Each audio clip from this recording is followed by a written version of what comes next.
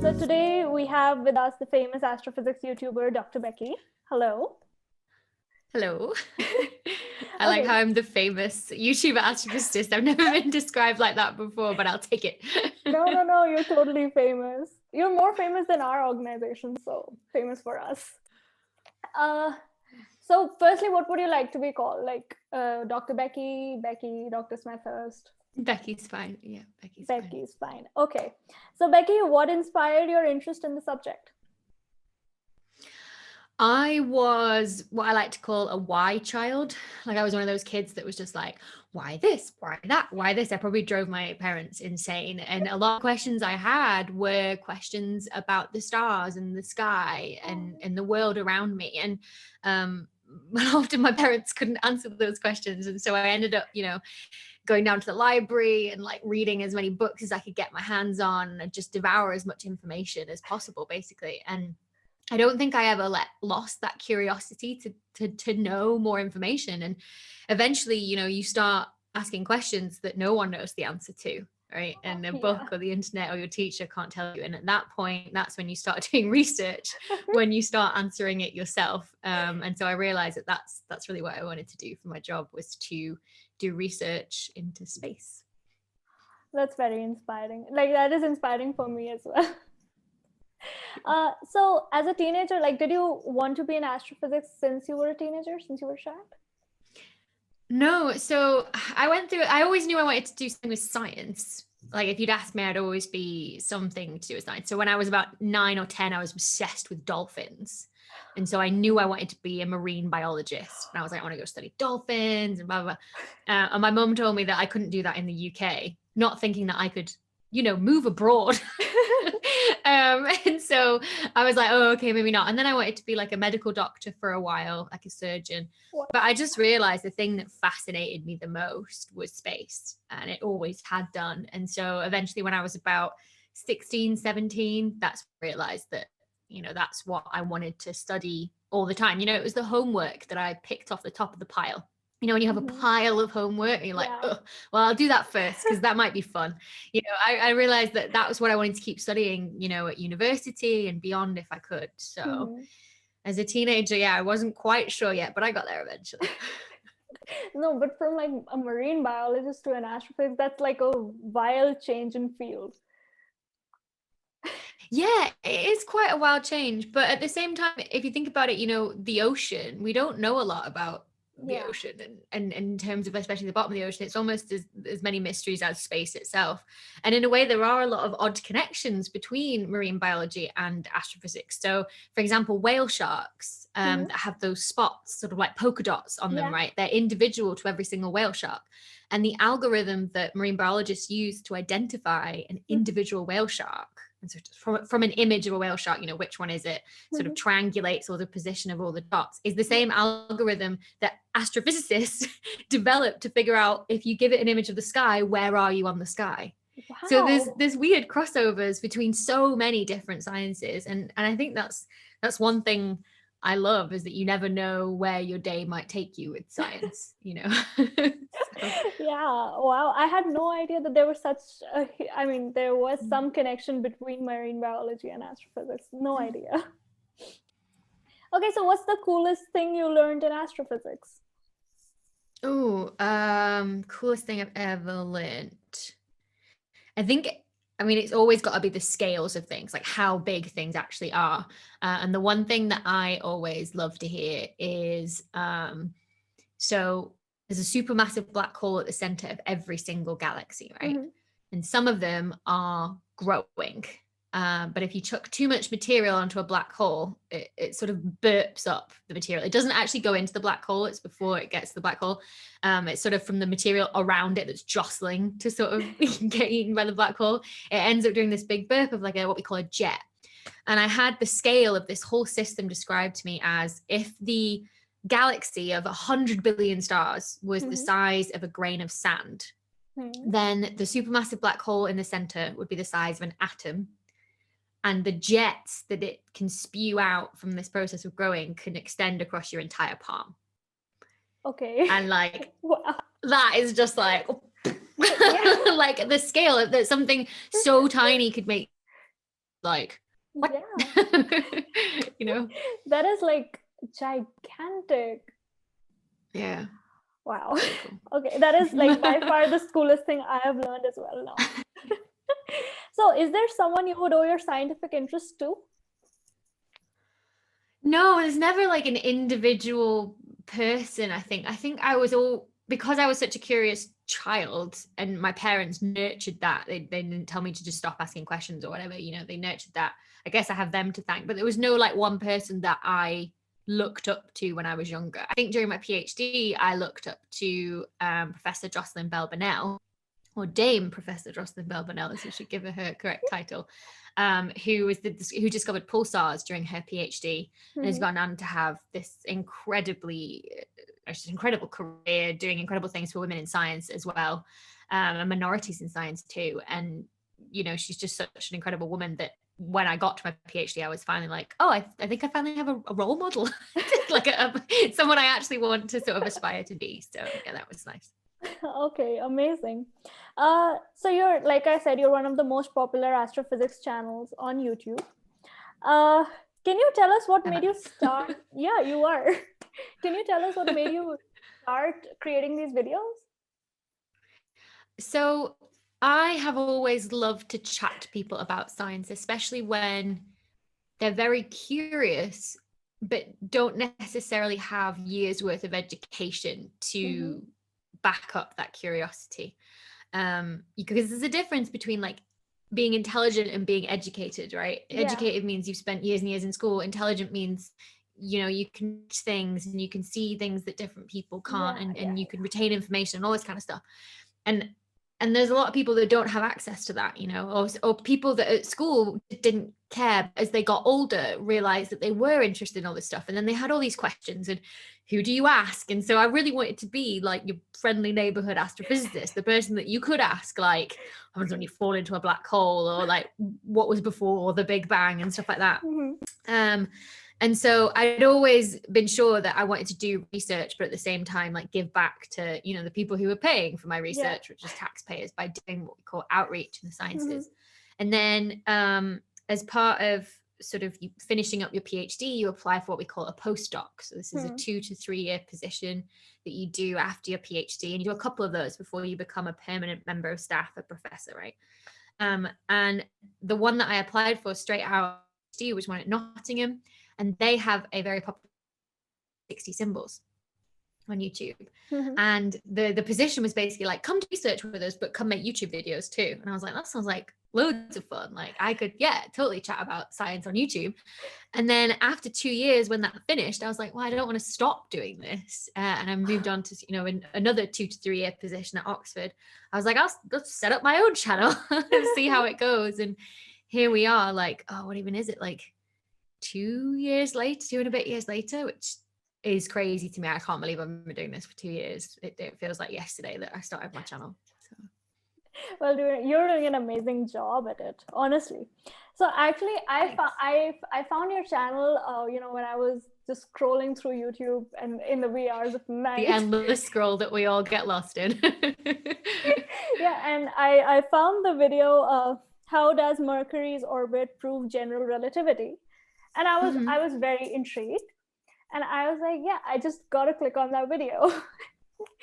So I was so amazed with how, you know, with the simplicity you explain such a complex phenomenon, actually. So how important do you think STEM communication is? Because essentially you are communicating the mumbo jumbo of science to maybe people who are just maybe not that educated, or not that I can't find the right word for it, actually. Yeah, just don't have that the sort of educational background to dive into it themselves, but are so curious, you know, like I could, so between physicists, you know, Mercury's orbit proved general relativity, I'd just show them a page of equations and you'd be like, oh yeah, cool, like that's our language, right? But someone who doesn't know that language and doesn't know to communicate it, like that's not fair to deprive them of how cool it is that Mercury's orbit proves general relativity, right? Or is a proof of general relativity anyway. And so I always wanted to do that, to communicate it in different ways. And like you say, it is a little bit difficult because you're trying to literally translate from the maths to, you know, normal language. Yeah. But at the same time, there's so much that you kind of have to know before you can then get to that line of the maths that you want to explain. So there's one person I always have in mind, and it's my mum. And I'm like, if my mum understands this, then everyone else should hopefully also understand. And so that's who I've always got in mind. And I'm thinking like, okay, I need to explain this. So, but to understand that, they'll need to explain this, and then this, and then this, and then this. So I just break it down like that. And I think it's just so important, because I know how many people are curious, and I know how frustrating it is to be told like, no, you will never understand that. Or like, you're not smart enough to understand that, or you don't know this, so you can't understand that. Like, that would frustrate me so much. And so I don't want anyone to ever feel like that. So I'm like, you know, if I can get into STEM communication and help people understand, and then also maybe inspire young kids or teenagers that don't know that language yet but are hoping to know it one day, to understand like how cool it would be if you did know that language, you know. So because you know, I see your videos and they've got these fun animations and pop songs. That the video I watched contained an Avril Lavigne song, and I'm like, hell yeah, that is what I want to watch. That is what I connect with. So you know, would you say that your content is targeted more towards the youth? I don't think so. Like, I remember when I started doing outreach, like on stage and stuff like that people do like little science shows or stuff like that. People were like, "You're so enthusiastic. You'd be great in front of kids." And I'm like, why does enthusiasm just mean like young kids? Like, adults quite like a dose of enthusiasm too, right? They like to watch something that's both informative and fun. And so I target them at myself. I was like, if I at 15 or 16 or even at 25 and hadn't become an astrophysicist, or 35 and hadn't become an astrophysicist, this is the video I'd want to watch. Like, I'd want all of the meme references, all of the jokes. Like, these are the things that when I'm filming, so I cut this bit out actually, I'll film and I'll say something that reminds me of, say, a lyric in an Avril Lavigne song, and I'll say it and I'll sing it then and there, because that's what I do in real life. It's like a conversation between me and my sister. You know, your sibling that you're just like, you have so many in jokes and references that you make. I can put those in, but in like song clips and TV and film clips and memes and stuff. And like, I just took them in because that's what's going through my head. And I think it surprises people, and it also gives people a bit of a break from the heavy physics as well. So it gives their brain a moment to go, okay, wait, what were we talking about? So I'm literally just doing like the inner monologue that I have, that happens to be broken up by Avril Lavigne songs occasionally. Okay, great. So how long does it take you to make a video? And could you maybe walk us through that process? Yeah, sure. So first of all, it's just coming up with the idea, and that happens quite sort of, you know, casually throughout my general day, whether I'm making tea or whether I'm making lunch or, you know, something like that. And then obviously once the idea is had, I'll put it on my big list of ideas, and then I'll start scheduling them for I'll do a month in advance. I'll be like, okay, cool, that's next month or whatever. And then I will prep the video, which usually takes about an hour or two, depending how well I know the subject. Like, if it's something that I research, I'm just like need to hit all of these points. If it's not, I'll have to read a couple of papers, look up some stuff. So that can take a little bit longer. My Night Sky News videos, which are like a recap of everything that's been going on in space news in the past month, do tend to take a bit longer, because obviously that's everything that's been happening in space news. So yeah, prep maybe between an hour and 4 hours, depending. And then I'll film for about an hour for like a 15-minute video or so, maybe like a half an hour video if it's an hour, I guess, because I make lots of mistakes. I have to go back, as the bloopers at the end often show. And then the edit is the bit that I hate the most after that. I don't know what it is. I don't know if it's just because I'm editing myself, and that is just horrible to like hear your own voice, and I just don't find it fun. But that can usually take a couple of hours, again, depending on how long the video is. And so I balance this around my like work day. So when I used to actually leave the house before COVID, I would do all this sort of on my commute. I had an hour commute, and I would get on the train and I'd do it all then. Now I've sort of started doing it in the evening, sort of finishing work a bit earlier, around 4:30, and doing it for an hour or so then. yeah, it's just all about balance, sort of kind of like my hobby that I do sort of on the side of my day-to-day research, I guess. Amazing. So I would say that that's like a 12-hour process, if I'm not overestimating. Yeah, I mean, a short video, probably more like 6 to 8, a longer video, probably more like 10 to 12. Yeah. Wow, I can't even imagine the hard work you do to teach us It's astrophysics. not too bad. It's about an hour a day and I enjoy it, so. Okay, I think then that the feeling of enjoyment is mutual between you and the viewers. Oh, good. That's good to know. Yeah. Okay, so what advice would you give to young and budding scientists? Yeah, just have as many opportunities as you can to learn more. So whether that might be through reading a book or joining a society, if there's something around you, like a society at school, or if that's like a local, so for example, like a local astronomical society, if you're into space. I would also massively recommend people to learn to code, because I don't think there's many science careers at the minute where we don't code something up, whether that's data analysis or making a plot or making a model or doing some statistics. That's all done using computer code. Something like Python would be great for people starting out. I wish I'd learned Python earlier. I didn't learn it until I got to university, and I would have fared much better if I'd learned it at school, like during a summer holiday or something. And yeah, if you can get some form of like a summer student placement in some form of research or something like that, or even if it's not directly in a university, if it's in industry or something like that, it's still sort of science or engineering adjacent, something like that.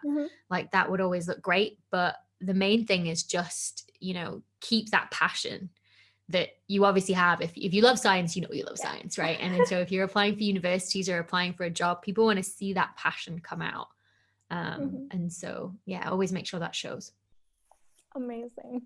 So, you said that this video thing is sort of like a hobby for you, but I'm just going to go ahead and ask this question. What do you enjoy doing in your free time?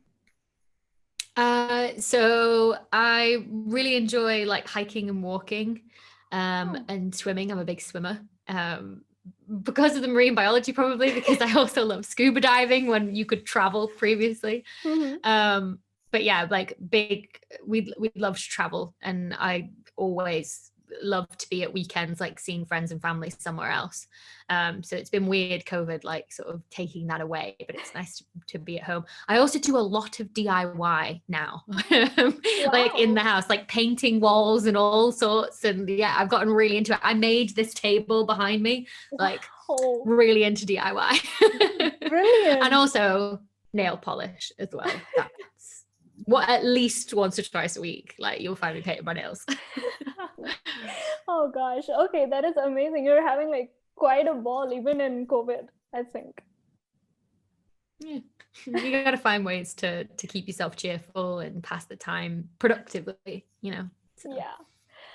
What is your favorite movie or TV show and why?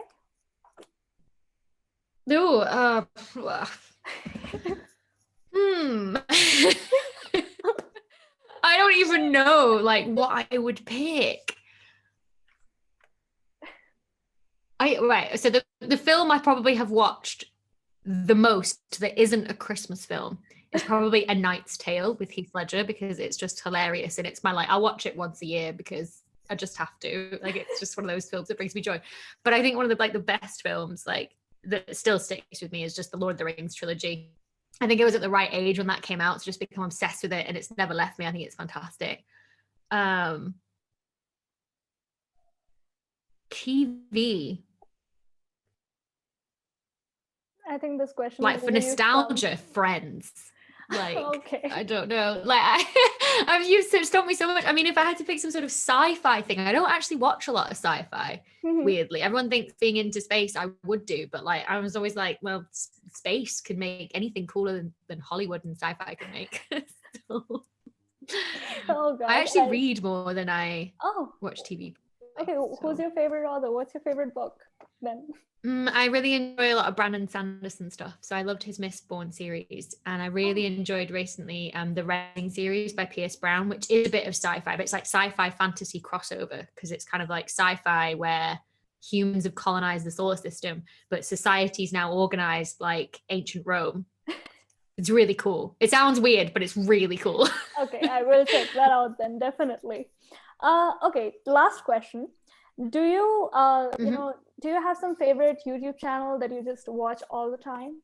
Except for yours, of course. A lot of the YouTube channels I watch are renovation or DIY channels for homes, actually. But if they wouldn't be, Simone Giertz's channel, that's not how you pronounce her last name. I can never remember how you actually pronounce her last name because it's Swedish. But Simone Giertz's Shitty Robots channel is amazing. I love her channel. Again, because it's that injection of like fun with the really cool engineering. Like it never fails to bring a smile to my face. Like the when she turned a Tesla into a truck, like a pickup truck, I was just like, that is genius. I could never do that. And I just love it. I watch all their videos. I think through making tables, you're working your way up. You can soon convert your Tesla to a truck. Sure. One day. Yeah. I mean, that's the dream. So I think that concludes our interview. Thank you so much for your time and your insights. You can find the link to Dr. Becky's channel in the link in the... Oh, sorry. You can find the link to Dr. Becky's channel in the description below. And any parting words? Any last words for us? Let's think. You're the future of science, all of you out there that love science at the minute. So I can't wait to see what you guys do in the future and be bumping into you all at science conferences all around the world where we can all travel again. Oh, thank you. That's so sweet. Thank you. So great. Thank you so much for your time.